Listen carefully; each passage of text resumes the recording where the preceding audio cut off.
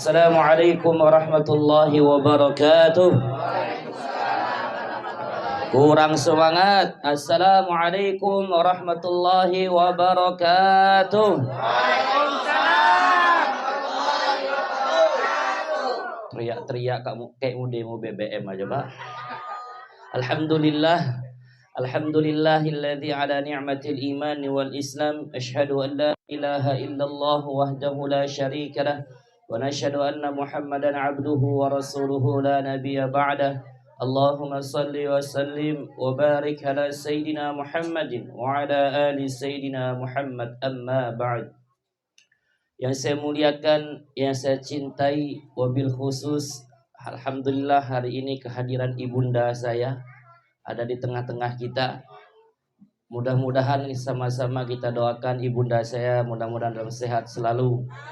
Allah beri keistiqomahan dalam amal ibadahnya. Mudah-mudahan Allah lancarkan rizkinya. Allah panggil dalam keadaan husnul khatimah. Amin Allahumma amin. Yang saya muliakan, yang saya cintai adalah Bapak Ketua Korwil serta jamaah Nasuha yang insyaallah mudah-mudahan mendapatkan ridha Allah Subhanahu wa taala.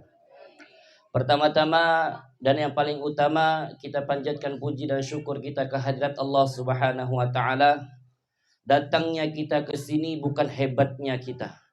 Datangnya kita ke sini bukan kuatnya kita. Datangnya kita ke sini bukan karena kita sehat, tapi datangnya kita ke sini karena Allah berikan hidayah kepada hati kita sehingga kita melangkah ke majelis ilmu. Banyak orang yang lebih kuat di sana, banyak orang yang lebih gagah di luar sana, tapi kita ajak masih belum mau. Betul? Berkat siapa? Berkat Allah. Kita ini nggak bisa melangkah, jangankan melangkah, mengedipkan mata pun tanpa pertolongan Allah kita nggak bisa. Karena Allah Subhanahu wa taala berfirman, wa khuliqal insanu dha'ifa. Allah telah mendesain manusia, menciptakan manusia ini dha'ifa, lemah. Nggak bisa apa-apa. Mana buktinya? Coba melek, jangan berkedip. Ada yang kuat 5 menit melek? Ada? Ada yang mampu berdiri 5 jam. Ada yang mampu tidur 3 hari. Ada yang mampu makan 5 piring. Lemah kita ini.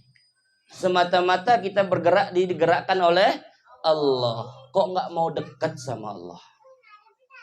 Kok nggak mau ada hubungan yang khusus kepada Allah Subhanahu wa ta'ala. Mudah-mudahan Allah Subhanahu wa ta'ala jadikan kita hamba yang senantiasa bersyukur kepada Allah Subhanahu wa ta'ala. Amin Allahumma amin. Salawat dan salam kepada junjungan kita Habibana wa Nabiyana Muhammad sallallahu alaihi wasallam. Berkat tetesan darah beliau, tetesan keringat dan tetesan air mata beliau, berkat perjuangan beliau kita kenal kepada Allah Subhanahu wa ta'ala. Mudah-mudahan kita diakui sebagai umatnya dan mendapatkan syafaatnya. Amin Allahumma amin. Kayaknya hari ini agak nervous saya, Bu. Ada ibu saya di situ. Agak deg-degan Pak Korwil. Alhamdulillah berkat ibu saya, didikan ibu saya bisa ada di depan sini. Kalau ibu saya tidak didikan saya dengan agama, tidak mendekatkan diri saya kepada Allah, nggak mungkin saya duduk di sini. Betul, Pak? Dikasih amplop ya, tisu. Maka alhamdulillah kita lanjut kajian kita yang kemarin. Kemarin kita udah bahas bab air ya, bab salat, rukun salat. Makanya kalau ngaji fikih itu, yang pertama kalau dia nggak hadir ke majelisnya, maka dia akan ketinggalan pelajaran, akan merugi. Yang kedua, kalau ngaji fikih jangan ngobrol. Yang ketiga, jangan tidur. Kalau tidur nanti salah paham. Oh, kata Ustadz itu boleh sholatnya kayak begitu. Kata siapa? Kenapa? Karena dia ngajinya sambil tidur. Yang kuat-kuat ngomong tidur itu pelakunya biasa. Maka alhamdulillah kemarin kita sudah rukun salat. Ini kita langkah ya. Saya yakin bab jamak qasar, jamak takhir pada tahu udahan. Ya, waktu-waktu maghrib udah tahu. Masya Allah, ini calon-calon jadi anak soleh-solehah semua ini. Maka salat, kita masih ke bab salat. Kita sudah masih ke bab Salat. Kenapa Ustadz kok dua pertemuan, berapa kali pertemuan bab salat? Karena salat yang paling penting dalam kehidupan kita. Kalau salat kita baik, amal kita baik, sedekah baik, hajinya baik, umrahnya baik, puasanya baik. Kalau salatnya buruk, maka semua amalnya pun akan buruk. Maka hadirin setiap salat, saya mau tanya kepada ibu-ibu dulu. Kalau ibu-ibu nggak bisa jawab, saya tanya ke bapak-bapak. Tujuan salat apa, Bu? Berserah diri pada Allah. Kita ini hari-hari harus berserah diri sama Allah. Memuji Allah, mengingat Allah. Apalagi ada yang tahu? Karena patuh kepada Allah. Siapa bapak ada yang tahu? Mendekatkan diri. Emang Allah di mana kok didekati? Mencari ketenangan. Jadi salat itu Allah Subhanahu wa taala katakan, tujuan salat itu Allah katakan dalam surat Al-Ankabut ayat 67, inna salata tanha. Bang Denny hafal. Rupa-rupanya bentar lagi jadi ustadz, SK-nya turun. Inna salata tanha, sesungguhnya salat anil fahsya, mencegah perbuatan fahsya dan mungkar. Apa fahsya itu? Keji, bohong, itu fahsya. Memutus hubungan tali silaturahmi, itu fahsya. Menyimpan sifat dendam, fahsya. LGBT, naudzubillah, itu fahsya. Mungkar apa? Merampok, zina, judi, begal, pembunuhan, itu fahsya. Kira-kira salat kita sudah benar belum? Kira-kira fahsya dan mungkar ini sudah terlewati belum? Belum. Masih suka gibah. Ini fahsya gibah. Ya. Ibu-ibu itu suka gibah biasanya. Nggak sadar. Sama main riba juga nggak sadar. Tiba-tiba top up ya, Bu. Betul kan? Ribah itu termasuk fahsya. Kalau masih ada orang masih suka memfitnah, menggunjing, membicarakan orang di orang belakang, menjelek-jelekkan saudara muslim, salatnya belum benar. Salatnya belum benar. Ada sesuatu pasti dalam salatnya sehingga tidak benar salatnya. Jadi kalau ribah itu, sedikit kita bahas ribah.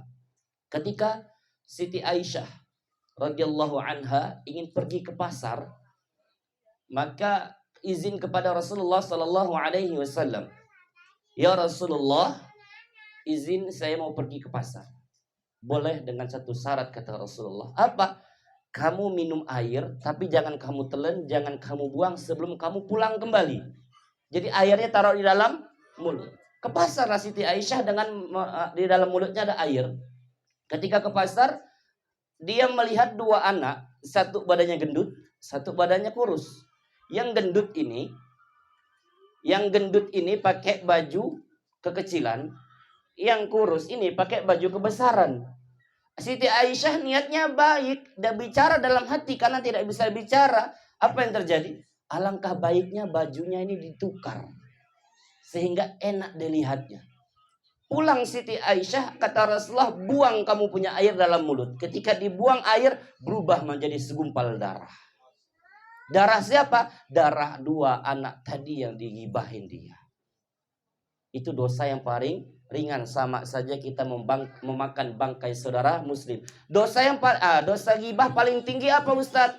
Dosa gibah paling tinggi, saya misalnya bicarain Pak Mardi nih. Saya jelek-jelekin Pak Mardi, naudzubillah min dzalik. Ya, Pak. 70 amal saya diterima Allah, diambil dia, 70 dosa dia saya ambil. Itu dosa gibah. Nanti di hadapan Allah kita nggak ada amal. Kenapa? Hari-hari gibah, hari-hari ngerumpi. Tapi sekarang yang ngerumpi ini musimnya bapak, nggak ibu-ibu lagi. Betul? Mau komat, nunggu komat salat, gibah di masjid tuh. Ada. Nggak di sini, di sana. Sana jauh, nggak tahu di mana. Ada yang begitu. Masya Allah. Padahal doa-doa yang mustajab itu antara azan dan iqamat. Ini digunain untuk ghibah. Ada kan? Ada nggak? Ada.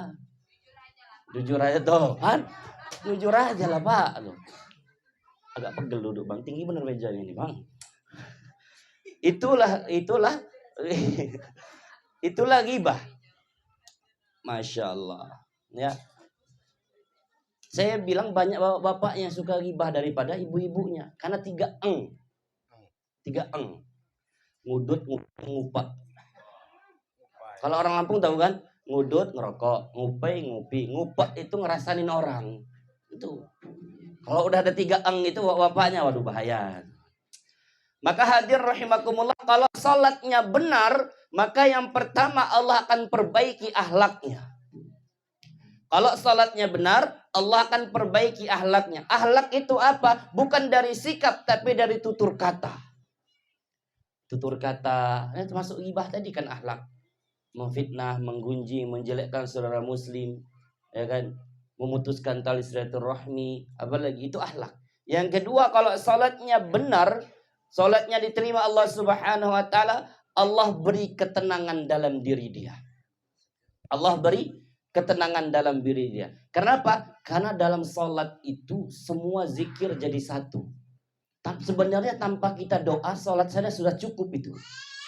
Bagaimana kisahnya Allah kisahkan dalam Al-Quran Nabi Zakaria.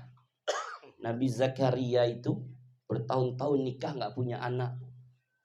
Sampai dikatakan menofos istri Nabi Zakaria, maafnya ngomong, sampai diponis mandul. Ketika itu dia berdoa, qala rabbi habli min ladunka rahmah, maka ya Allah berikan hamba keturunan. Umur 96 tahun Nabi Zakaria baru punya anak, yaitu Nabi siapa? Siapa nama anak Nabi Zakaria? Siapa? Kalau kisah Ronaldo tuh. Ya khudil kitaba biquwah. Masya Allah, Yahya. Ya, entar lagi SK Ustadznya turun tadi. Jadi keluarlah Nabi Yahya dengan izin Allah Subhanahu wa taala. Nabi Yahya itu dia berdoa kepada Allah. Apa ya Allah, saya harus apa ini supaya saya ini mendapat keturunan? Salat, kata Allah. Ajib, perhatikan ayat ini. Ketika Nabi Zakaria salat, belum selesai salatnya, sudah Allah kabulkan permintaan dia. Ini Nabi belum selesai salatnya, sudah Allah kabulkan. Tapi ajib, kita sebagai umat Nabi Muhammad sallallahu alaihi wasallam belum salat, belum niat salat, sudah Allah buka futihat abwabul jannah. Telah Allah buka pengampunan untuk kita. Apa yang mau minta wahai ambaku, kata Allah. Ajib enggak Allah? Ya, Masya Allah. Yang ketiga, maka kalau salat itu pasti Allah beri ketenangan. Ala bi dzikrillahi tatma'innul qulub. Barang siapa mengingatku, maka hati akan menjadi tenang. Pertanyaannya, salat itu ingat siapa? Yakin? Hah? Nggak ingat utang. Nggak ingat koi. Nggak ingat bawang. Coba, salat kita ingat apa? Kenapa salat kita belum khusyuk? Kuncinya satu, ketika takbirnya kita masih main-main. Takbirnya masih main-main. Allahu Akbar. Benar-benar takbir dalam hati apa hanya benar di lisan? Itu salat. Jadi takbirnya benar-benar mengagungkan Allah dalam hati. Terus untuk selanjutnya, ketika doa langsung dikabulkan. Kalau salatnya khusyuk, kalau salatnya benar dengan rukun-rukun yang kita pelajari kemarin, maka ketika kita berdoa langsung dikabulkan oleh Allah Subhanahu wa taala. Yang keempat, Allah akan berikan dia kesuksesan. Yang ketiga tadi, ketika doa Allah kabulkan. Yang keempat, Allah akan berikan dia kesuksesan. Kemarin kita ngaji ya di Jakarta, Solusi Langit. Disebutkan di situ ada nama-nama para sahabat, Abdurrahman bin Auf, Utsman bin Affan. Kenapa? Abdurrahman bin Auf itu ketika pulang saya tolak kitab. Apa amalan Abdurrahman bin Auf sehingga paling banyak asetnya kemarin, Pak ya? Ya, ada berapa aset Abdurrahman bin Auf? 100 triliun. Apa amalannya ini kan? Saya buka kitab, saya buka Sarah Nabawiyah. Mana Abdurrahman bin Auf? Mana buka. Ternyata amalan Abdurrahman bin Auf itu sedekah. Sedekah. Ketika itu turunlah ayat, maka Allah katakan wa ma hadhil hayatud dunya illa lahu wa la'ib. Setiap apa yang kamu miliki di dunia maka akan Allah minta pertanggungjawabannya. Takut Abdurrahman bin Auf. Semua hartanya diwakafkan untuk agama. Sampai nggak ada lagi yang dijual. Pohon kurmanya diwakafkan semua, kebun kurmanya untuk agama, untuk orang berjihad. Sampai yang dijual apa? Kurma busuk. Ternyata yang paling mahal kurma busuk. Kaya lagi dia. Nggak habis-habis. Karena waktu itu di Mekah lagi mencari kurma busuk. Nggak tahu skenario Allah. Yang cuman Abdurrahman bin Auf. Karena hartanya habis. Kaya lagi sehingga hartanya nggak habis-habis. Maka dalam riwayat Imam Muslim dikatakan nanti Abdurrahman bin Auf itu paling belakang masuk surga. Dijamin masuk surga tapi paling belakang masuk surga. Masya Allah. Maka yang kelima, apa jaminannya kalau dia sholatnya benar, sholatnya khusyuk, apa jaminannya? Allah panggil dia dalam keadaan husnul khotimah. Allah panggil dalam keadaan husnul khotimah. Maka hadirin hadirat rahimahullah, perbaiki sholat kita. Perbaiki sholat kita. Itu keuntungan 5 orang yang benar sholatnya, khusyuk dalam sholatnya. Banyak lagi keuntungannya. Apa? Allah akan ringankan pertanyaan mungkar dan nangkir. Allah akan ringankan di padang mahsyar.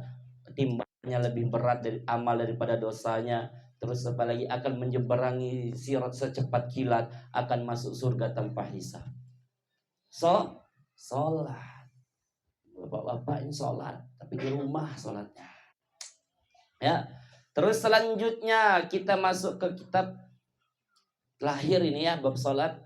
Karena banyak yang kita langkah seperti jamak takhir, jamak qasar, ini kita langkah. Kemarin perjalanan paham semua, jamak takhir, jamak qasar. Terus ada lagi yang kita langkah masuknya waktu sholat, insya Allah nggak perlu karena udah ada azan kan. Sudah ada azan. Yang terakhir bab salat faslun, babul salat, yaitu batalnya salat ada 14 perkara. Batalnya salat ada berapa? 14 perkara. Yang pertama sebabnya hadas. Sebabnya hadas. Hadas kecil maupun hadas besar. Kenapa? Kalau perempuan, kita kan perempuan itu terkadang nggak tahu waktu haidnya. Lagi salat tahu-tahu haid, gimana Ustaz? Batalin. Misalnya salat isya udah dapat 2 rakaat, tahu-tahu haid, gimana? Batalin langsung. Batalin. Jangankan salat, puasa pun, puasa 1 menit lagi menjelang buka, haid, batalin puasanya. Termasuk hutang. Itu ya. Haid. Terus yang kedua, kejatuhan najis. Bila tidak dibuang seketika dan najis itu tidak dibawa. Jadi sholat kalau membawa najis itu batal. Atau kejatuhan najis, contoh kejatuhan tai cicak. Jatuh di sini misalnya. Langsung cepat-cepat dibuang. Cepat-cepat dibuang. Taruhlah kalau tai cicak sekarang agak jarang kayak ini cicak. Darah luka. Atau ada bisul, atau luka jatuh, segala macam. Tahu-tahu keluar darah. Kalau darahnya itu tidak sebesar logam duit ya, taruhlah sebesar logam duit yang 1000-an tuh. Kalau darahnya nggak ada sebesar itu, maka dia tidak najis. Tapi kalau darahnya lebih dari situ, dia najis, batalkan sholatnya.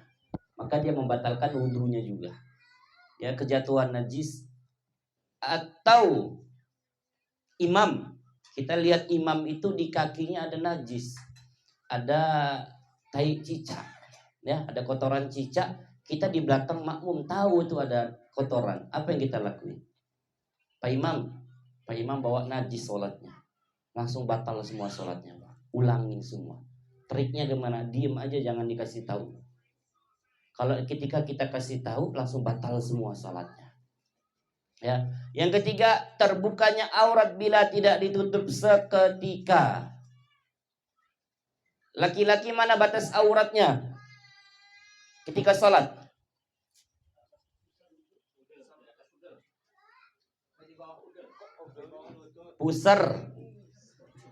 Pusar sampai lutut, itu batas auratnya laki-laki. Jadi Ustadz pakai sarung aja sholat boleh nggak? Boleh, kalau nggak malu.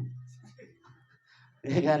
Aduh, semenjak ikut nasuha ini apa? Gara-gara nggak ikut nasuha banyak utang sholatnya. Lihat, kita pakai sarung aja nggak pakai baju. Makanya ikut nasuha biar fresh, ya kan? Masya Allah. Apa? Boleh, cuman kan nggak ada suul adab. Masa kita kalah sama agama seberang, Pak? Agama seberang tuh perhatikan hari-hari tertentu. Kalau ke tempat ibadahnya, pakai jas, pakai batik, pakai dasi. Coba. Hah? Seberang mana? Nggak tahu sana.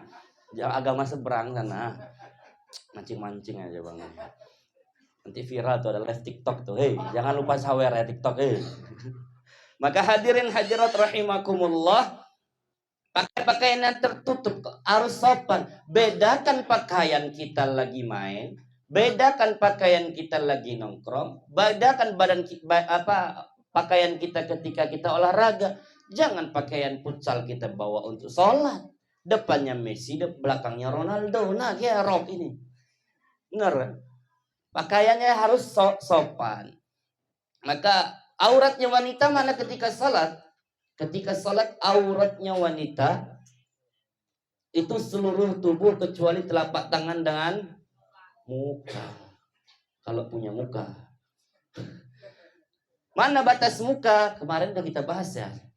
Cuman kan kemarin itu simpang siur aja. Mana batas muka? Panjang kali lebar. Ibu-ibu yang baru. Panjang kali lebar, panjangan mana?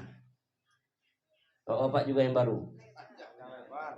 Panjang kali lebar, panjangan mana? Panjang kali lebar, panjangan mana? Hah? Lebar. Mana Pak? Ayo. Siapa yang di sini jurusan matematika? Panjang kali lebar, panjangan lebar. Ini wajah nih. 1 jengkal nyampe. Lebar. Dari anak telinga sampai anak telinga nyampe nggak? Berarti panjangan. Ini rumus fikih. Jangan samain dengan matematika. Suka ngecak. Jadi mana batas wajah antara tumbuhnya rambut sampai di dagu? Nih, dagu. Maaf, ibu-ibu itu yang pakai jilbabnya masih ke belakang. Itu masih kebuka auratnya. Ya, itu masih kelihatan auratnya. Jadi majuin. Syukur-syukur Nasuha bisa pakai cadar semua. Amin. Allahu Akbar. Ini aurat. Salat, ketika salat, satu helai rambut wanita keluar dari mukenahnya mutlak tidak sah. Karena satu helai rambut wanita itu adalah aurat. Aurat. Benda itu main HP 100.000 Pak.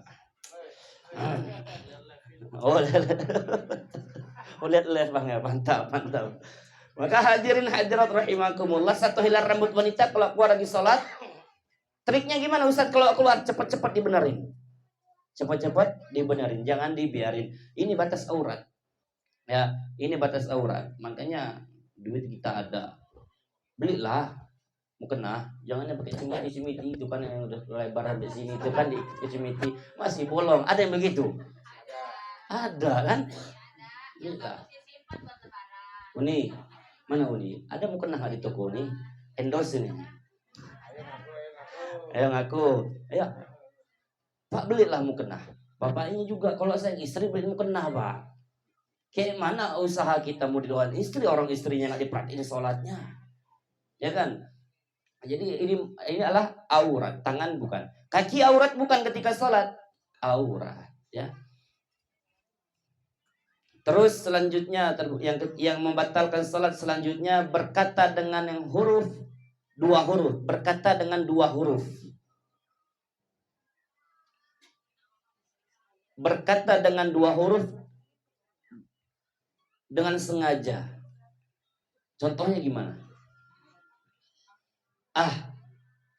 Tak pula juga salat dia ngomong Apa?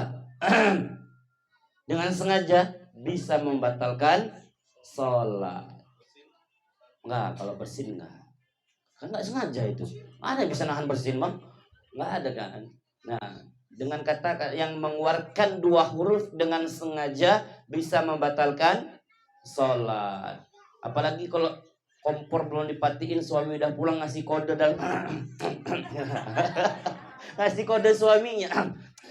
Ngapa istri saya ini kan ngasih kode kompor lupa dimatiin rupanya kan. Masya Allah. Ya, berkata dua huruf membatalkan salat. Dulu zaman Nabi, para sahabat itu kalau salat bisa ngobrol, Pak. Ngobrol. Gimana bankan koi? Gimana Pak Ketum keramik? Ngobrol salat dulu. Tetapi Allah turunkan ayat, suruhlah khusyuk. Qad aflahal mu'minun alladzina hum fi salatihim khashi'un. Hafal. Hafid Quran juga Bapak. Maka selanjutnya melakukan sesuatu yang membatalkan puasa. Melakukan sesuatu yang bergerak maksudnya ya. Bergerak kemarin udah kita bahas juga, bergerak 3 kali berturut-turut. Tapi di sini bergerak kalau muap apa bahasanya kok apa? Angop. Muap apa? Keduga. Antuk. Molet, apa lagi? Molet itu yang gini itu molet atuh. Muap. Kalau muap itu sunnahnya ditutup kan? Nutupnya gimana? Gini apa gini? Sunnahnya gimana? Gini. Ini ketawa. Ini perempuan kalau ketawa gini perempuan. Kenapa perempuan kalau ketawa gini coba? Gimana? Sunnahnya gini nutup. Nah, kalau dalam sholat kita muap tadi, mangap tadi, ya nggak ada suara, nggak boleh ada suara. Jadi kalau muap boleh, dia tidak termasuk gerakan dalam sholat. Nggak apa-apa tutup. Nggak termasuk hitungan gerak. Maksudnya di sini melakukan gerakan yang 3 kali berturut-turut tadi. Contoh, ya lupa kemarin nyampein juga.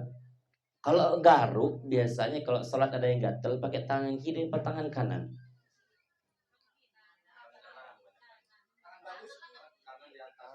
Tapi kebanyakan yang saya perhatiin tangan kiri.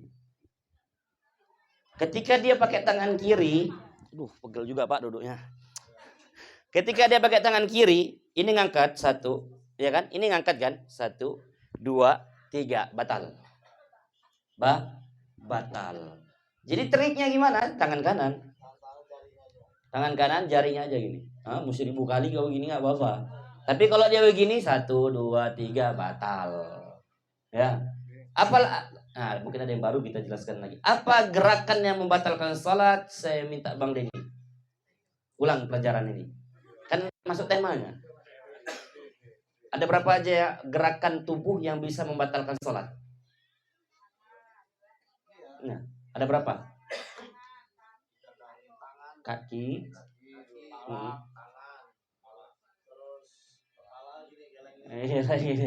ada 3. Kaki, bergeraknya kaki bisa membatalkan sholat. Contoh, kalau imamnya panjang, kemarin kita sholat subuh di Jumat yang lalu, sajadah kan lumayan agak panjang. Itu belum selesai loh Bu.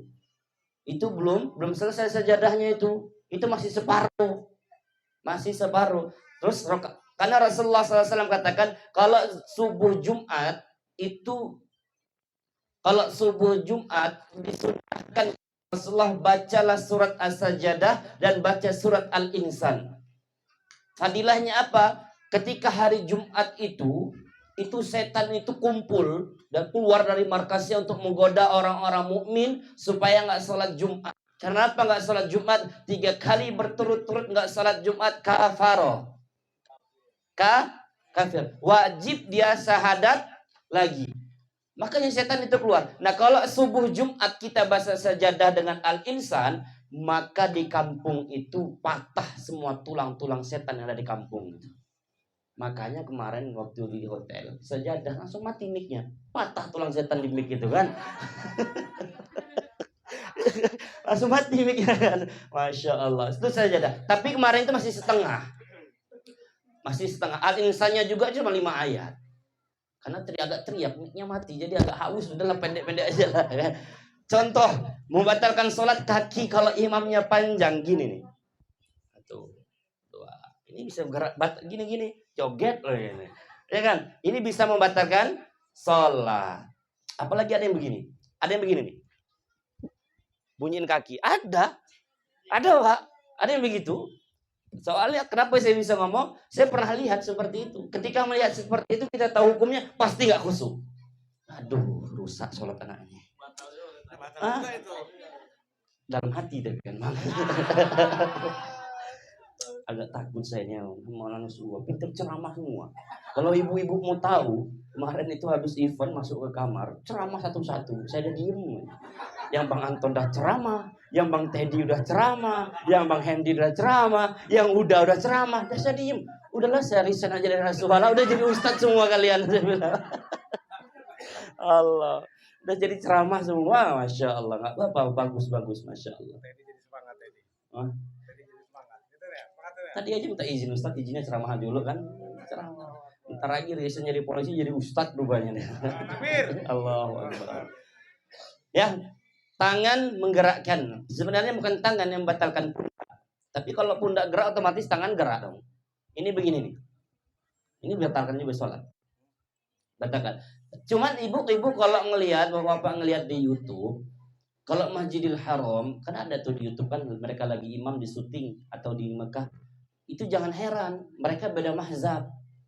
Bahkan mereka bisa buang dahak pun. Bisa buang dahak kan di kalau di Madinah ya, kalau di Mekah itu enggak ada. Jadi tiang mic itu ada plastik di situ. Kalau serak buang sama mereka. Masuk dalam mic itu. Aneh ini mau yang ludah ini. Ini begitu. Berapa waktu itu ada juga jamaah tabligh dari Pakistan sama mazhabnya dengan di Mekah Madinah Hanafi, Hambali itu sama. Sholat sunnah saya lihatin orang tuh ngeluarin tisu dari kantongnya. Buangin, masukin lagi, alang kejorok orang ini. Nah, ada begitu. Boleh nggak? Boleh, itu mazhab mereka. Yang kita pelajari mazhab Imam Syafi'i. Ya. Sholat terus kita nelan ludah. Boleh. Itu batal enggak? Nelan ludah boleh. Nelan ludah boleh.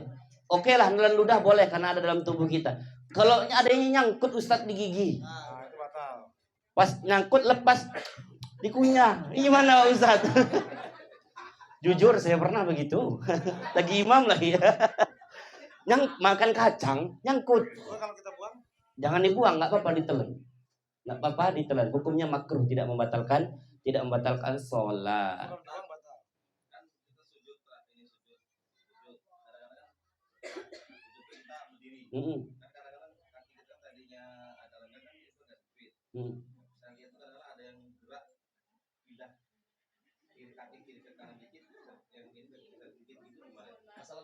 Asal ada jeda nggak apa-apa. Asal ada jeda.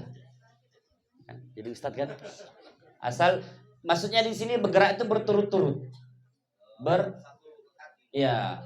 Atau yang di belakang ini kosong misalnya batal, kita geser untuk merapatkan. Geser satu, berhenti dulu.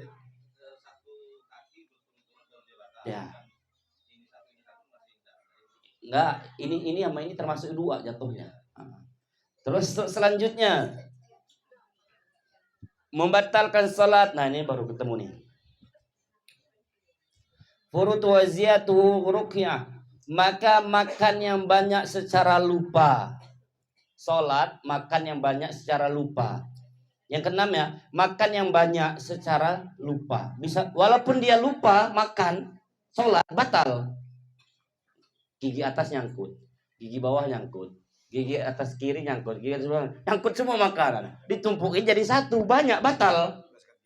Enggak sikat gigi gitu kan. Makanya disunnahkan sebelum sholat itu bersiwak. Ada yang pakai siwak di sini? Ada. Kayak sikat gigi. Kalau bersiwak itu fadilahnya banyak. Menghilangkan 70 penyakit ada dalam tubuh kita. Yang punya asam lambung dan lain sebagainya, yang punya gangguan sering pelupa, bersiwak. Ya. Ada siwak yang pernah dipakai, ya bohong berarti kemarin ngakui sama Habib dipakai Habib di rumah. Aduh. Maka bersiwak menghilangkan 70 penyakit. Yang pelupa bisa mencerdaskan loh bersiwak itu. Perempuan boleh nggak boleh bersiwak? Apa-apa. Walaupun sikat gigi bersiwak boleh. Dan mendapatkan 70 pahala kalau sholat dia pakai siwak. Yang keenam, makan secara banyak. Yang ketujuh, yang tadi itu yang bergerak berturut-turut tadi meskipun lupa, dia batal ya. Walaupun geraknya 3 kali berturut-turut tidak sengaja, dia batal.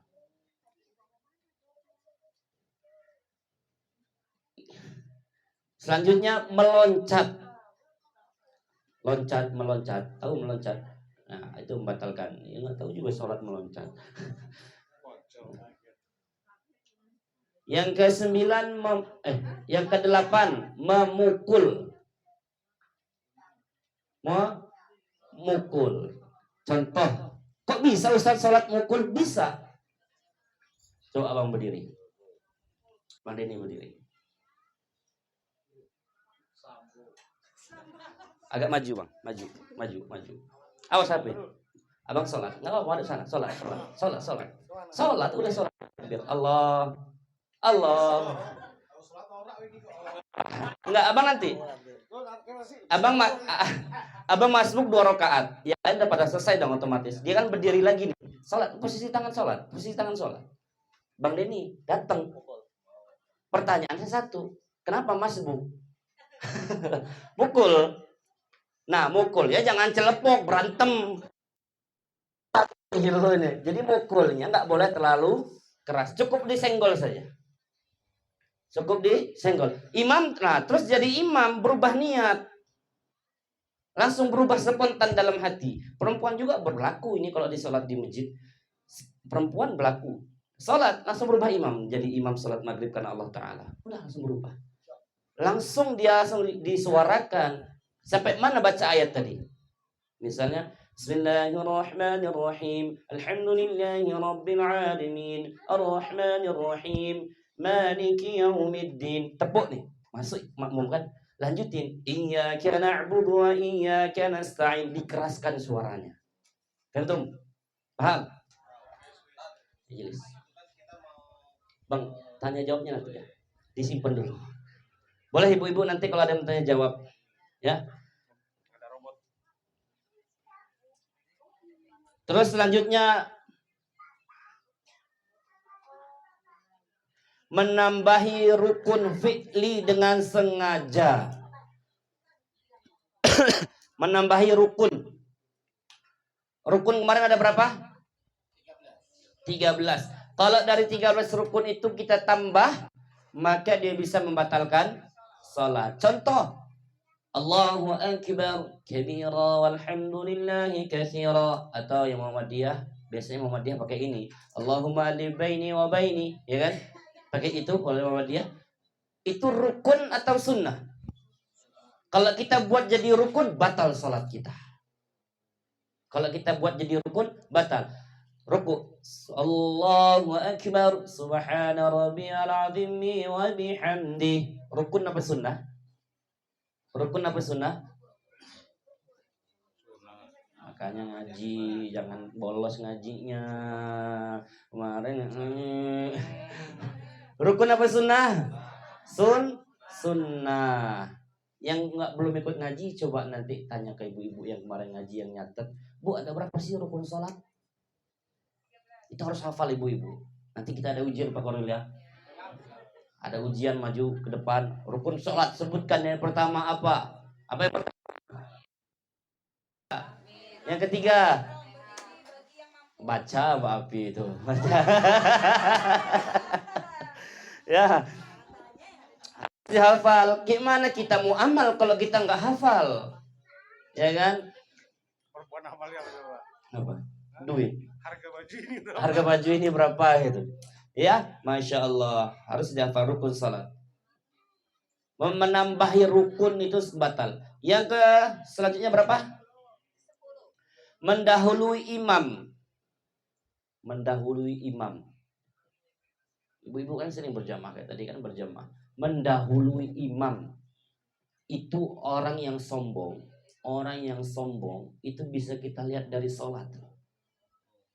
Kalau dia jadi makmum lebih dahulu rukuknya daripada imam, itu batal. Contoh, saya pernah ngalami di fase ini, saya pernah.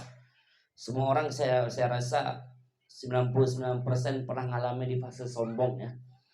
Ketika lulus dari pesantren, sholat bacaannya nggak benar. Alhamdulillah rabbil ngalamin, ya kan? Kita tahu ini bacaan pasti kesel. Bacaan orang ini nggak bener nih kata saya. Akhirnya apa? Dia baca surat-surat panjang kita atau baca surat pendek lah yang kita tahu. Minal jinnati wan nas. Tahu dong bakar ruku. Minal jinnati wan nas. Tangan kita sebagai makmum udah gini duluan. Mau ruku itu udah batal. Berarti mendahului. Gue tahu ini bakar ruku. Kalau sholat witir gimana? Qul huwallahu ahadun illahus samad lam yalid wa lam yulad wa lam yakul lahu kufuwan ahad. Kita dah meruku, nyambung ayat Al-Falaq mana coba? Mana enggak jadi? Ketika dia enggak jadi ini jangan naik ke atas lagi tangan. Tetap aja begini udah, resiko. Ya kan? Resiko. Kalau ranting yang patah enggak bisa disambung. Jadi begitu juga, enggak bisa dibalikkan lagi. Ya. Letak tangan di mana Ustaz? Terserah. Gerakan salat dalam mazhab Syafi'i ada 200 perbedaan. 4 mazhab ada 200 perbedaan. Takbir Allahu Akbar. Di sini boleh. Di sini boleh. Ada yang begini. Ada yang begini. Boleh. Ada yang di bawah pusar. Siapa yang di bawah pusar? Enggak, ini serius ada nih, Pak. Salatnya Sayyidina Ali. Sayyidina Ali itu kalau salat bawa pedang, Pak. Jadi pedang yang taruh depan, dia ambil megang pedang. Jadi kalau ada orang melintas di depan Sayyidina Ali, itu pedang yang cabut. Kalau kita nggak bisa, gua apisum lo, mati lo, dapat duit gua cair kan? Itu nggak boleh. Sayyidina Ali salatnya di bawah. Ustadz di mana? Saya kadang-kadang kalau terawih di bawah, Pak, agak males gini kan, agak enak. Kalau gini biasa. Di mana tangannya? Boleh nggak Ustadz begini? Satu, pegelangan tangan. Kedua tengah-tengah, ketiga di sini. Yang nggak boleh begini. Selfie lo bro. Itu yang nggak boleh. Itu sholat. Terus Ustadz kalau nggak kayak gini boleh nggak? Boleh. Maksudnya Imam Maliki begini. Nanti kalau kita umroh, haji, di sana beda-beda. Semoga Allah berangkatkan kita umroh haji semua. Amin. Allahu Akbar. Mudah-mudahan tahun depan kita ikut solusi langit di Mekah Mukarramah. Amin. Maka nanti di Mekah itu di Madinah macam-macam sholatnya. Boleh tanya yang udah berangkat, Bang Denny baru pulang. Itu kalau mazhab Imam Maliki, Allahu Akbar begini. Kalau orang Syiah, ada orang Syiah dulu boleh masuk di Mekah, Madinah, Syiah itu boleh masuk. Syiah itu sholatnya aneh loh. Di depannya untuk sujudnya itu harus ada batu. Pernah ketemu nggak di Mekah? Ada batu. Terus sholatnya begini dia, Allahu Akbar. Baru gini. Jadi kalau habis sujud, Allah duduk kan? Pukul itu dia. Ya kan Syiah. Syiah itu siapa nabinya? Syiah itu nabinya bukan Nabi Muhammad SAW. Nabinya Sayyidina Ali. Saya pernah kemarin ngajar di Bandung ketemu dengan pimpinan Syiah se-Indonesia. Saya ikut pengajiannya, ibu-ibu bapak-bapak begini. Pengajiannya jam 9 malam sampai jam 12 nggak selesai. Ketika jam 12 malam berdiri semua joget bareng-bareng. Gila ini gila. Aliran apa nih? Cair orang joget ya kan. Hilang hafalan langsung 5 juz, Bang. Apa yang terjadi? Saya ngobrol dengan ustadznya, iya kami firqah Syiah. Syiah itu kata beliau malaikat Jibril itu salah.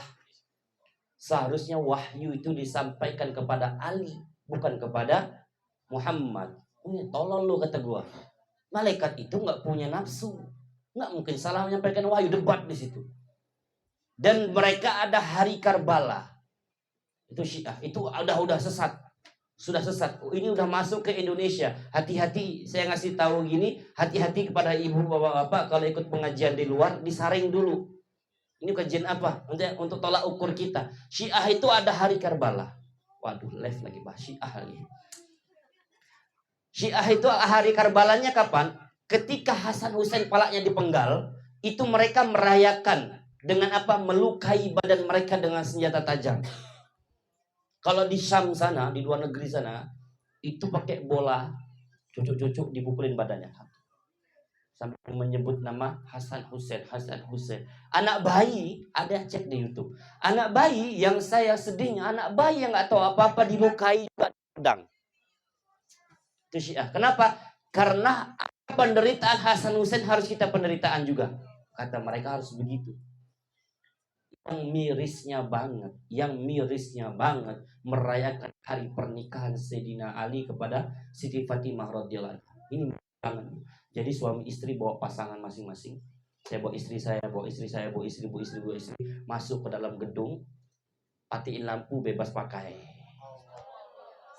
Itu Syiah. Itu selagi merebak, sekarang lagi muncul di Indonesia. Hati-hati. Pusatnya ada di Bandung. Itu hati-hati. Di Lampung pun sudah merebak itu Syiah. Syiah itu lagi merebak. Masya Allah. Mudah-mudahan kita Allah jauhkan dari fitnah-fitnah seperti itu. Amin Allahumma amin. Yang kedua, yang berapa? Yang ke 11. Niat memutuskan sholat. Niat memutuskan sholat. Bagaimana niat memutuskan sholat? Contoh, mau hujan. Ini bahasanya ibu-ibu kan. Mau hujan, aduh, udah masuk azan asar nih. Sedangkan pakaian belum kering, tapi mendung mau hujan. Kira-kira hujan nggak ya? Ada yang begitu? Banyak. Kira-kira hujan nggak? Kalau sholat, kira-kira tambah basah nggak pakaiannya? Nanti aja lah, kalau hujan baru saya angkat pakaiannya. Sholat asar dia, Allahu Akbar, dapat 2 rakaat hujan, batal sholatnya. Karena apa? Karena sudah niat tadi, kalau hujan saya angkatlah pakaiannya. Sholat dulu sekarang.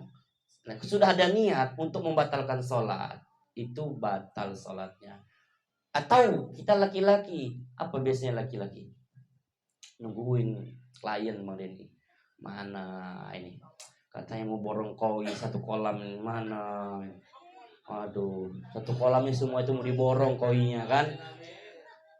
Udah azan zuhur, musola udah azan. Nantilah kalau orang yang datang sholat dulu lah sekarang, kalau orang yang datang baru saya temuin.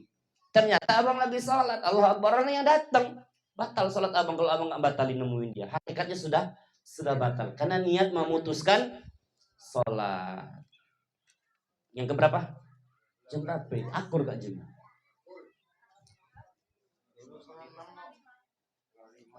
Jam 5 kan Pak? Sampai jam 5 kan sama doa? Sampai selesai semua kitab ini selesai.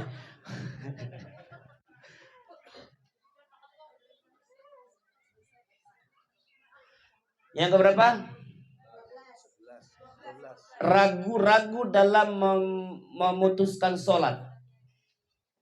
Ragu-ragu dalam memutuskan sholat. Contoh, Bu. Ngelamun ibu-ibunya. Pikir ciburan. Ragu untuk memutuskan sholat itu ragu-ragu untuk membatalkan sholat. Contoh, aduh kentut nggak ya gue ini? Kentut nggak ya? Tapi kayak ada yang keluar. Tapi nggak bau. Ada begitu kan? Ada kan ragu kan? Waduh, masih sah nggak ya sholat saya ini ya? Ragu dia antara sah dan enggak, itu batal. Ragu. Seharusnya yakin aja. Kalau misalnya terjadi seperti itu, kita sudah wudu, sudah sholat berjamaah, seperti maaf ngomong ada yang keluar angin. Enggak gede juga kali bro.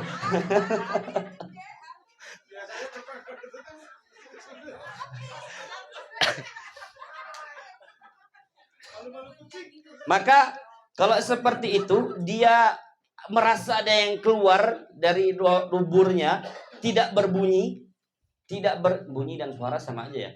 Tidak bersuara dan tidak ada bau, maka dia tidak batal. Maka jangan ragu-ragu. Aduh, batal nggak ya? Waduh, tadi mandi wajib saya sah nggak ya? Waduh, wudu saya tadi benar nggak ya? Ragu seperti itu dia bisa membatalkan sholat. Selanjutnya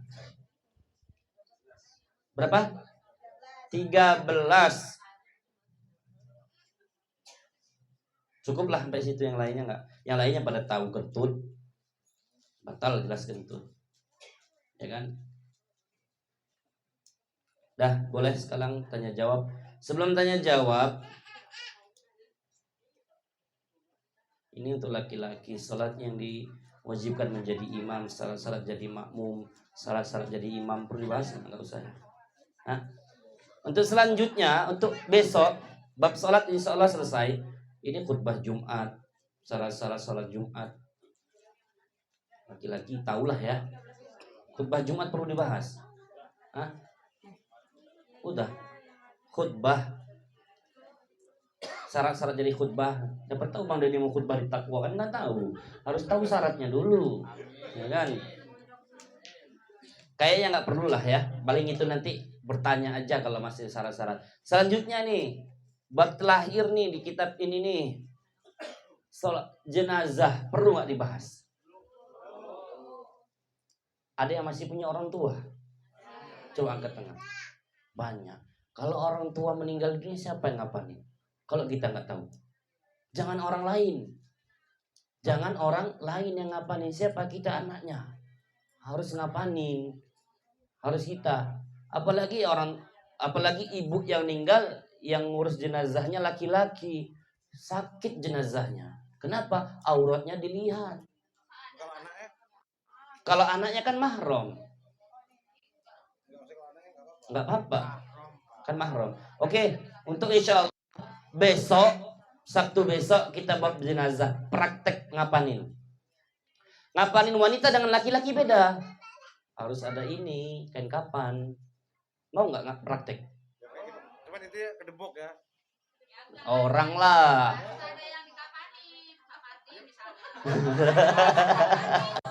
Misal.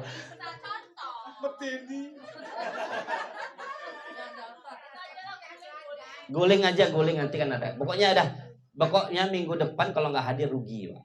Baru nanti selanjutnya baru kita bahas bab tijarah, jual beli, akad itu gimana. Riba, kita tahunya riba itu dengan bank rentenir, ya kan? Yang duit beranak riba. Jangan salah, akad pun bisa riba. Akad pun bisa riba. Contoh yang sepele, saya beli rokok ke warung, Mbak minta rokoknya sebungkus, riba. Mbak minta bawang, Bang Deni minta bawang sekilo, minta, itu akadnya sudah riba. Beli dong, minta beli. Ketika Bang minta bawang, kalau saya bayar itu sudah riba. Akadnya apa? Bang beli bawang sekilo. Oh, baru tahu. Ya minta, jangan beli, jangan kasih duit. Akadnya jangan dirubah. Minta beli kan beda, betul.